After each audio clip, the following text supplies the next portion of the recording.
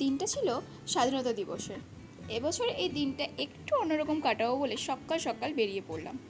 ওড়িশাতে থাকাকালীন এখানে সব ফেমাস জায়গাগুলো ঘুরে নিতে চাই, তাই আজ যাচ্ছিলাম নন্দনকানন ও লিঙ্গরাজ টেম্পল।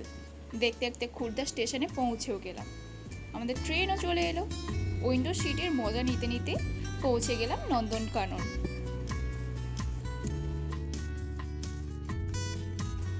এরপর আমরা টিকিট কেটে ম্যাপটা ভালো করে বুঝে নিলাম। তারপর আমরা ব্যাগ জমা দিয়ে এন্ট্রি করলাম নন্দনকাননে।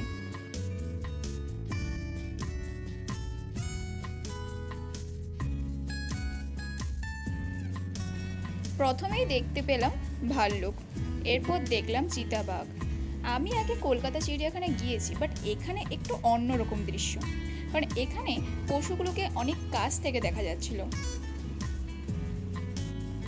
কলকাতা চিড়িয়াখানাতে বাঘগুলো খাঁচায় থাকায় সাইজগুলো ঠিকঠাক বোঝা যাচ্ছিল না, আর এখানে বাঘগুলো তাদের নিজেদের পরিবেশে থাকার জন্য ঠিকঠাক সাইজটা বোঝা যাচ্ছিল। এদের এমনই সাইজ, একটা 6 ফুট মানুষকে আরামসে খেয়ে বসে থাকবে। এদের তো তোমরা সবাই চেনো।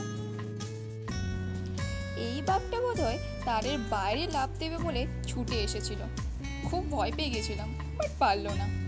এই বাঘটা সব থেকে কাছ থেকে দেখেছিলাম।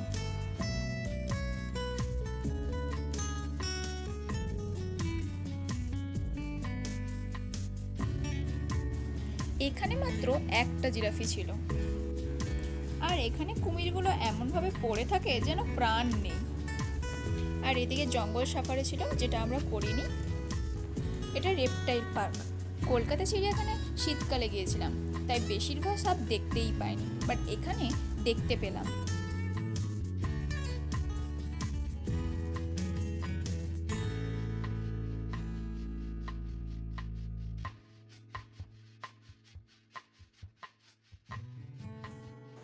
গিরগিটিগুলোর কি বিশাল সাইজ!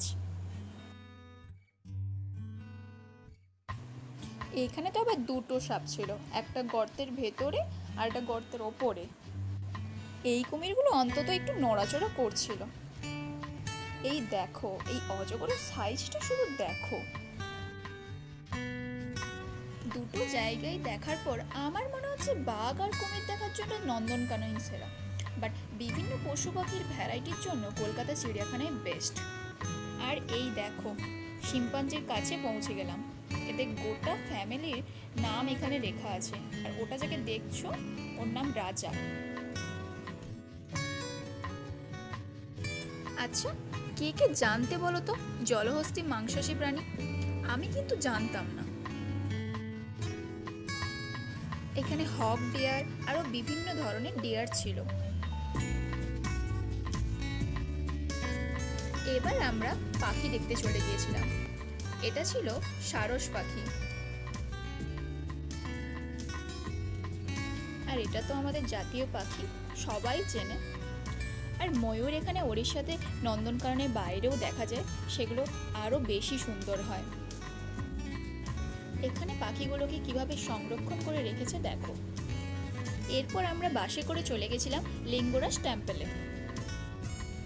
এটাকে মহাদেবের কুণ্ড বলা হয়। আমাদের মন্দিরে ঢোকার আগে ফোন জমা করে দিতে হয়েছিল, তাই আর কোনো ভিডিও ক্লিপস তুলতে পারিনি। মহাদেবের পুজো দিয়ে বেরিয়ে সেই ফলগুলো দেখতে পেলাম। এই ফলগুলোর কি নাম কমেন্টে জানাও তো।